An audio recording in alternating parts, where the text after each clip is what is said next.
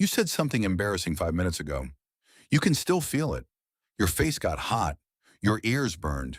You couldn't stop it, no matter how hard you tried. But the real answer for why this happens is far stranger than simple embarrassment. Your face is not just skin. It is a broadcast system. It has been signaling your inner state to everyone around you since long before you had words to explain what you were feeling. Why does this happen? Charles Darwin was obsessed with this question. In 1872, he wrote an entire book partly devoted to blushing, calling it the most peculiar and most human of all expressions. Animals don't blush. Only humans do. Darwin couldn't fully explain why evolution would build a response that makes your discomfort visible to everyone watching. Wouldn't hiding your embarrassment be more useful than broadcasting it? Here is where it gets stranger.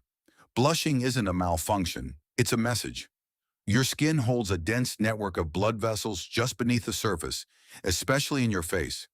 When your brain detects a social threat, not a physical one, but a social one, it floods those vessels with blood. Your face reddens.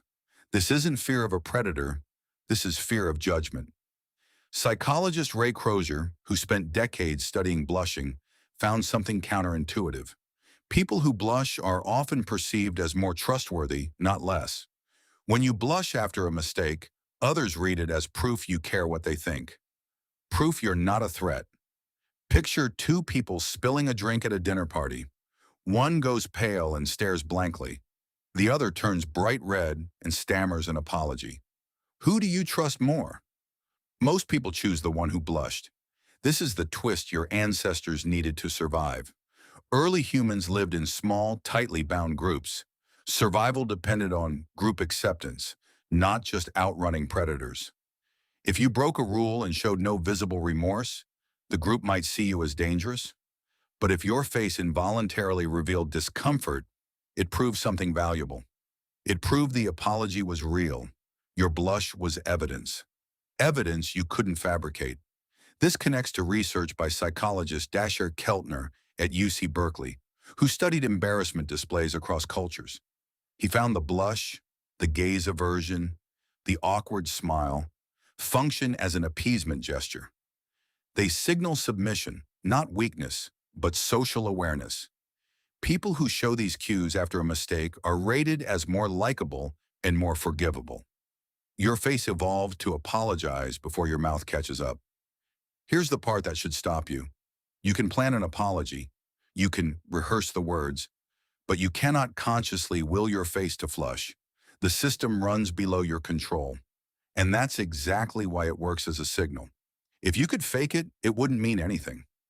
So what about today? You don't live in a small hunting band anymore, but your nervous system hasn't caught up. It still treats a public mistake like a threat to your entire tribal standing. That's why a small mistake, forgetting a name, tripping on a curb, can trigger a reaction that feels wildly disproportionate. Your brain isn't calculating real consequences. It's running an ancient program that says, everyone is watching, and your place in the group depends on how you respond right now. Blushing doesn't happen randomly across your body. It concentrates in your face, ears, neck, and chest, the parts almost always visible to others. Fear can make your hands cold and your stomach clench, mostly private sensations. Blushing is different. It is built to be seen. Psychologist Mark Leary proposed sociometer theory, the idea that your emotional life functions like a gauge, constantly monitoring your standing in the group. When that gauge drops, embarrassment kicks in as a warning light. Not because something is wrong with you, but because your ancient survival software still assumes the group's opinion of you is a matter of life and death. In prehistoric terms, it was. Being cast out could mean losing food, protection, and mates. Today, the stakes are almost never that severe, but the alarm system doesn't know that. This is why you can logically know a mistake doesn't matter and still feel your face burning anyway. Logic and physiology run on two different timelines. Your rational brain lives in the present. Your blush response lives tens of thousands of years in the past. There's something almost tender about this. Every time your face turns red, Your body is trying to protect a bond.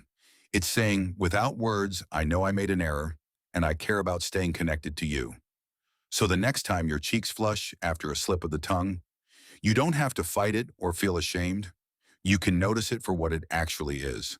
Not a flaw, not weakness, a signal thousands of generations old, still doing exactly the job it was built for. You said something embarrassing 5 minutes ago. Your face got hot and you thought it was betraying you. It wasn't.